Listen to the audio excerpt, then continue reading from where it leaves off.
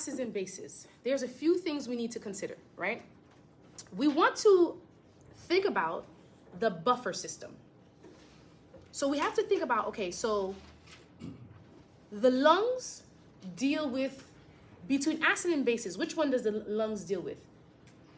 Between acids and bases. If you would think about what we mentioned, the lung acid, yes, right? Because we said the lungs take in oxygen and it excretes carbon dioxide.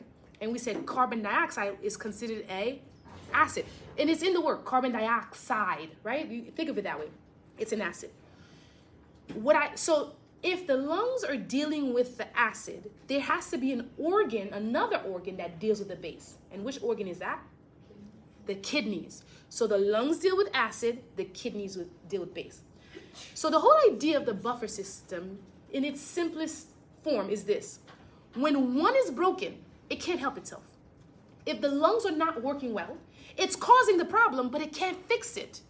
So it has to get help from the other organ that's dealing with its opposite in order to regulate it, right? And that's what it's going to compensate, right? So when we think about a person who has lung issues, the lungs manage carbon dioxide, which is an acid.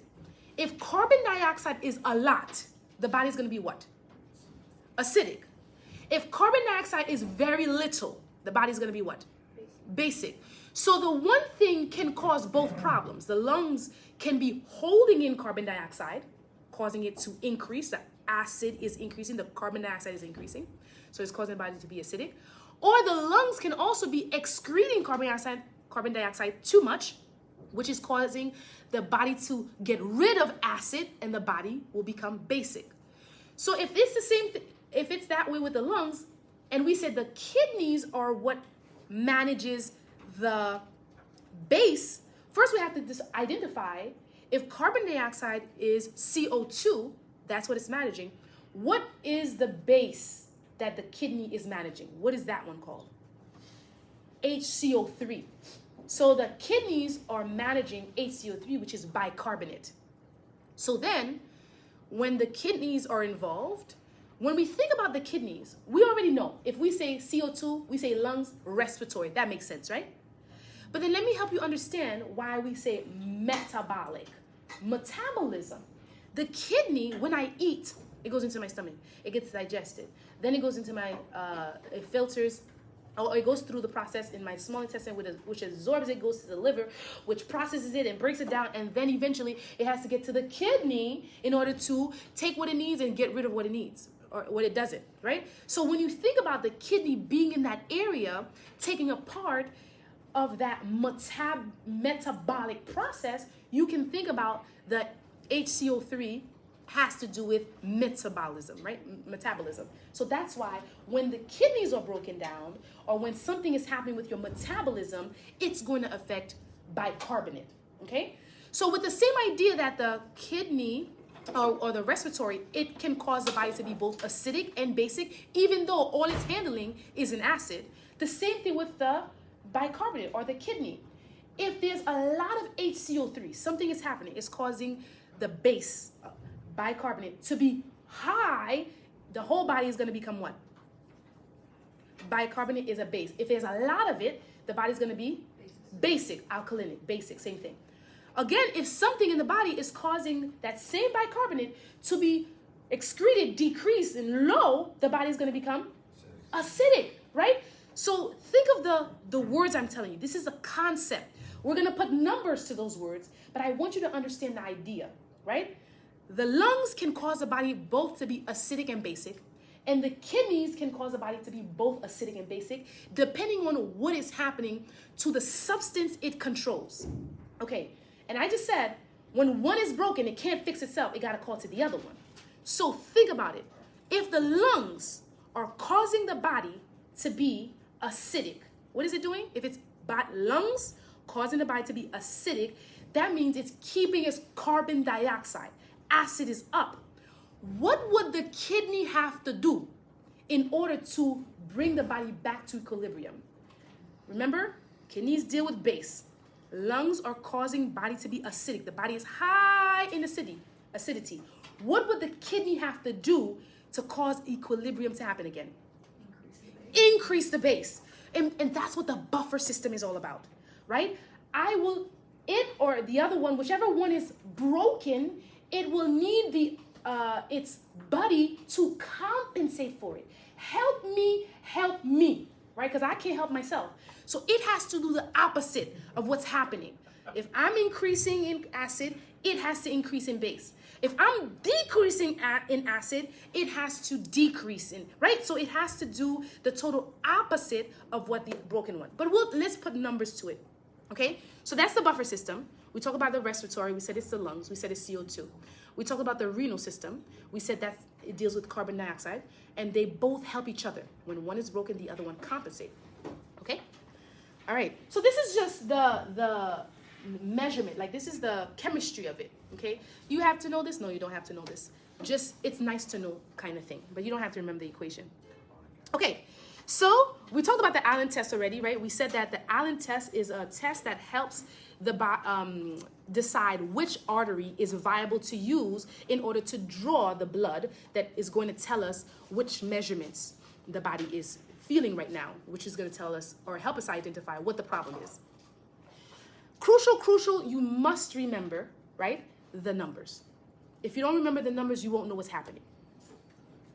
So I mentioned what the words mean. Now let's talk about what the numbers mean. So pH is the first thing that we need to identify. Like if you don't know the pH, you won't know if it's acidic or basic. And that's the first thing you need to consider. Are these numbers telling me the body is basic, or are they telling me the body is acidic? Right? So basic, the pH is 7.35 or lower. So the normal 7.35 to 7.45. That's the norm. And you know what? If you remember that, you kind of remember two of them, okay? Because you see 7.35 to 7.45. That's the norm. And you see carbon dioxide. You just bring down the 35 and you bring down the 45. And then you have the ranges from 35 to 45. So if you remember the pH 7.35 to 7.45, you kind of remember carbon dioxide too. The bicarbonate, its range is 22 to 26. The way I remember that, I always say like that's like the best years of our lives, right? You're out of your parents' house, if you are. I wasn't, but I mean, it would be nice if I was. But you're in college, you're living your best life, right? 22 to 26. Once you hit 26 down, sometimes you're like, oh, the aches, the pains, the problems come, right? So that's why I say 22 to 26 are like the best years, okay? And then we have the oxygen, right? Which is 80 to 100. So this is blood saturation. Remember we said? So I actually said it was 85. So it's 80 to 100. I apologize about that. 80 to 100 is the norm. Okay, so let's go back. pH, we said 7.35 to 7.45 is the normal. So if pH is less than 7.35, that is considered acidic. That you got to memorize. Less than 7.35 is acidic. More than 7.45, the body is alkalinic. Okay, memorize that. Okay, now let's consider carbon dioxide. We said the norm is 35 to 45. Less than 35 is basic. More than 45 is acidic. Let's think about that. We don't have to memorize the numbers. Honestly, to me, the only thing you need to memorize is the pH, but we can understand the others. We said carbon dioxide is an acid. If I have less than, I have a little bit, low, 22, 15, that means I have less acid, right? That means the body's gonna be basic. If I have less acid, that means there's more base in the body because it's always at equilibrium, right? Right now, we're all right here, where the range is supposed to be. So when one is lower, the other one is here, so it's gonna be more, right? So 45, again, carbon dioxide is an acid. So if I have more of it, 47, 50, 60, I have more acid, the body's gonna be acidic. Get that? It's a little hard that I find with students who try to compare it with the pH because they're opposites. The pH, I said, when the pH is less than 7.35, it's acidic. But that means the body would be acidic when the carbon dioxide is high. So those are the arrows that we talk about, which you'll see. So I say, if you want to memorize arrows, you're definitely welcome to.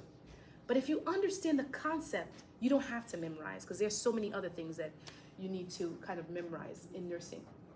Bicarbonate, we say the bicarbonate, HCO3, is a base. So if there's a little bit of it, 22 is the norm. If it's less than 22, if it's 19, if it's 12, a base. If it's less base, that means the body is acidic. There's more acid than there's base. If it's more, 27, 30, 40, that means there's a lot of base. That means the body is basic, right? So just remember what it stands for, and then see which direction it's going to identify what the body is feeling.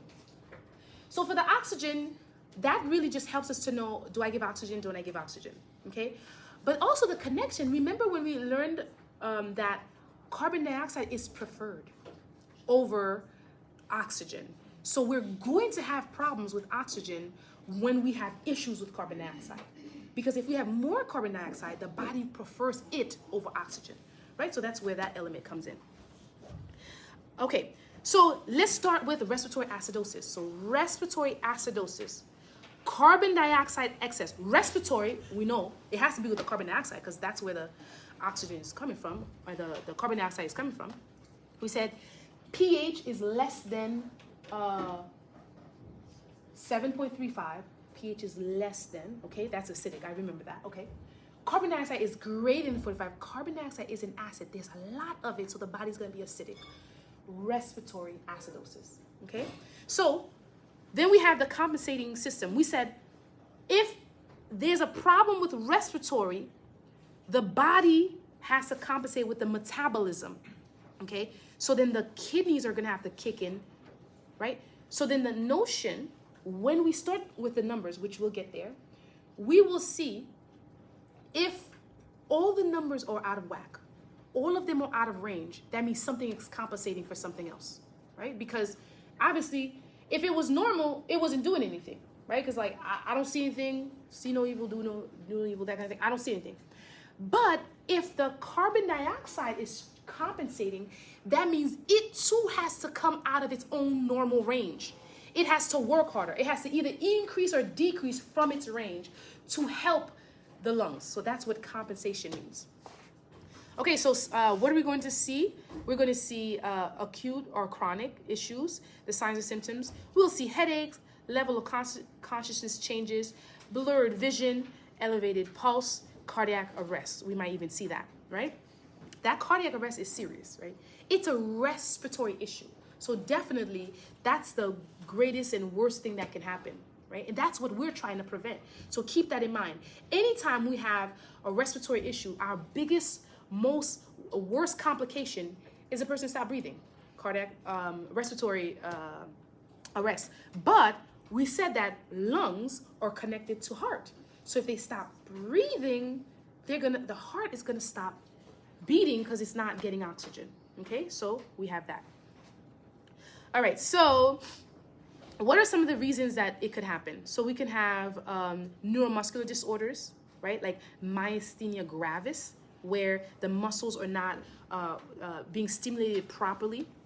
Everything is relaxing, right? Anything that causes, because what's the biggest muscle in our body? Do you remember in anatomy? The biggest muscle is your,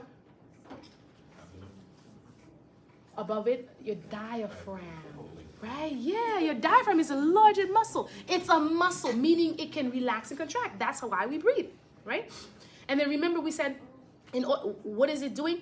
The atmosphere is positive, the inside is negative. That dynamic, because of the diaphragm, is okay. So the point is, if you take medicine to relax the pain, relax, right? It's gonna relax the diaphragm too.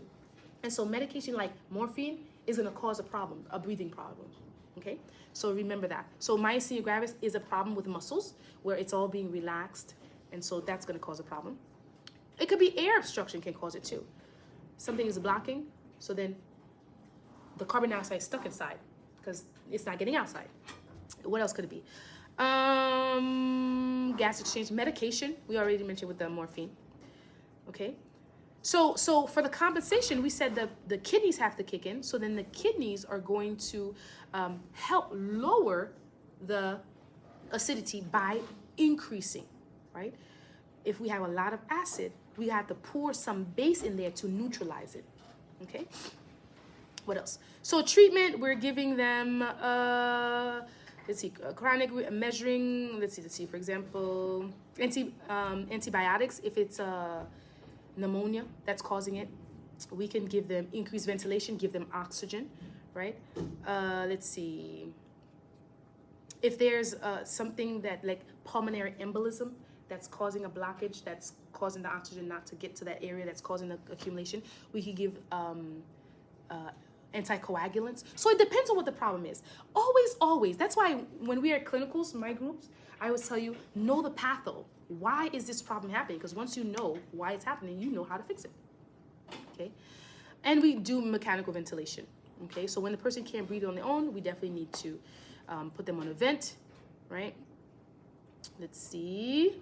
The other notion too is about hydrogen, right? Do you remember in chemistry, when something can give a hydrogen, it's acidic. When it can take a hydrogen, it's a basic. So in order to make this basic alkalinic exchange, hydrogen has to be either accepted or released. In this case, it has to be released because this can keep in a hydrogen, right? So remember that with mechanical ventilation can cause too rapid ventilation loss of carbon dioxide, which pulls hydrogen out of the bloodstream too rapidly. So that can be a problem. Okay. All right. So a quick question here. The nurse is caring for a group of patients. Which of the following patient would be at greatest risk for developing respiratory acidosis? Is it a 65-year-old with sepsis? Is it a 35-year-old with small bowel obstruction? Is it a 40-year-old with pneumonia? Or is it a 85-year-old with severe rib fracture due to a fall?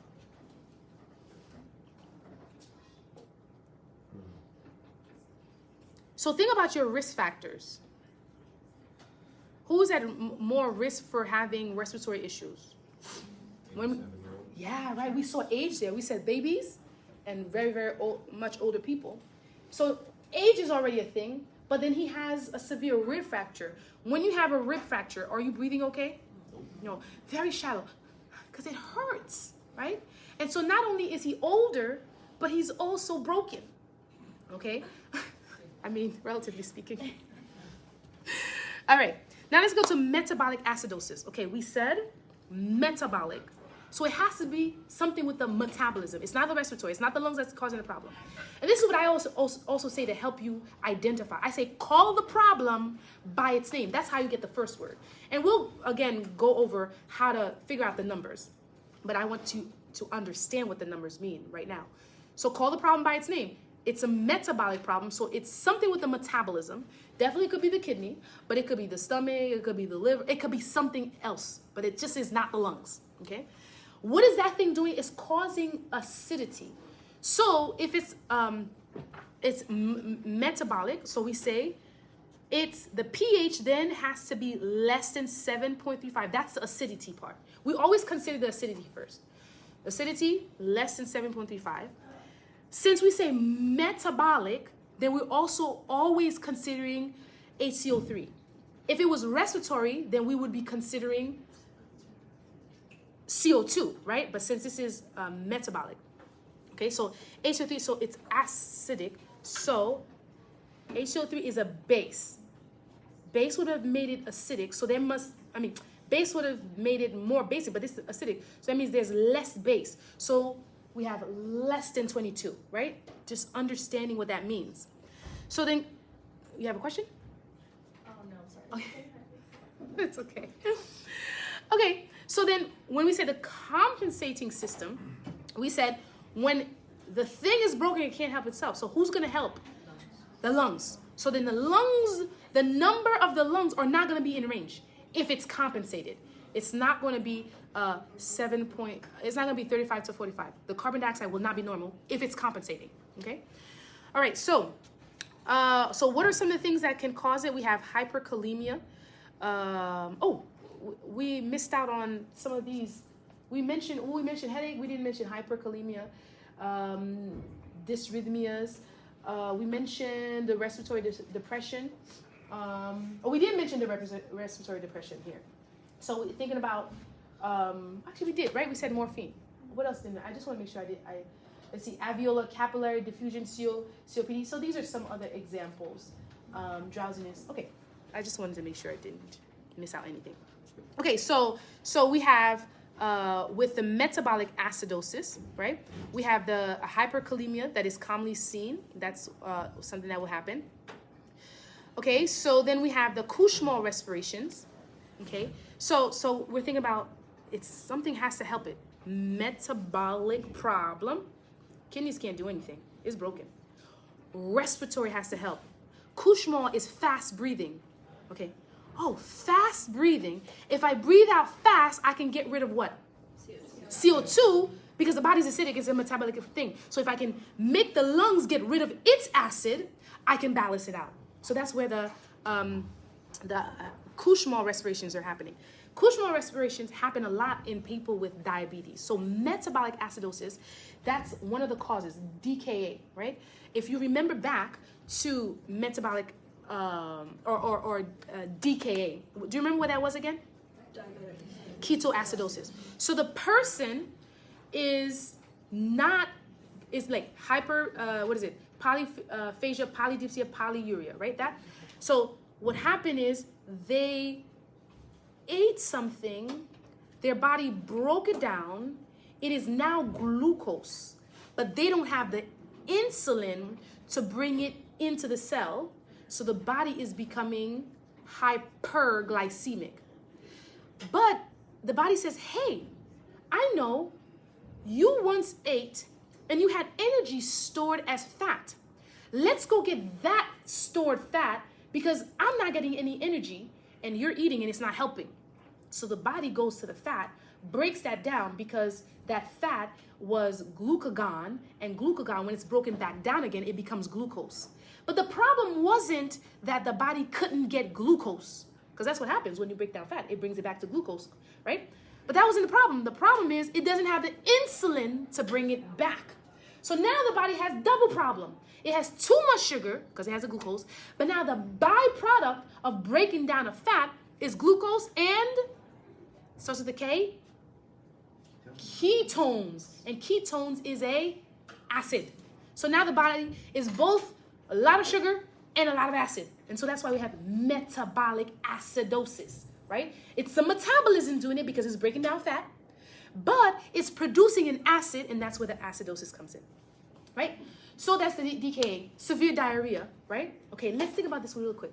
So we think, when I eat, the food goes into my esophagus, down into my stomach. What is the fluid in my stomach that breaks down the food? What is it? It's an acid. It's called what? Hydrochloric acid. This is how I try to think about it so that it can make sense to me. They say the intestines is as long as a football field. Imagine my stomach has an acid. It has to get to my anus, right? And they say it's as long as a football field. If it started as an acid, by the time it gets down there, what's it going to be? Is it going to still be hot and spicy and, and like whatever? Sorry, too much imagery. Too much. Okay, the point I'm making is it's going to cool down. So by the time it gets out, right, when I have diarrhea, it's going to be basic, right? That's how I remember it. To help me remember, anything that comes out of the anus is basic, because by the time it got there, it took so long that it cooled down. No more acid. Okay?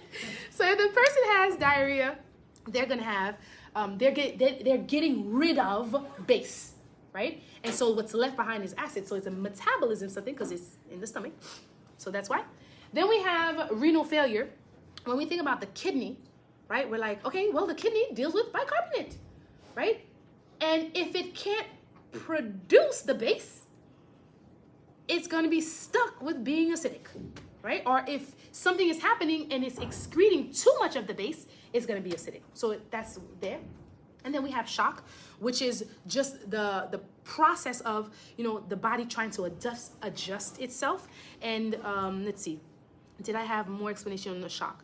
No, I did not have more explanation there. So it's the body trying to adjust and make sure that it's producing as much as it can in order to return back to its equilibrium, but it's not being able to, and it's producing more acids, right? Let's see. So those are the causes. Let's see anything else. So treatments, right? Signs and symptoms. We talked about the Kushmal respiration, deep and fast. Okay. Weakness, fatigue, malaise, nausea, vomiting, decreased appetite, abdominal pain, dysrhythmias, and skeletal problems. Okay, let's see. And treatments, what are we going to do? So depending on what the problem is, we're trying to fix it through that, right? Okay, we're going to stop here because where's the instructor? I thought she would come in. So we'll continue because it's already 9.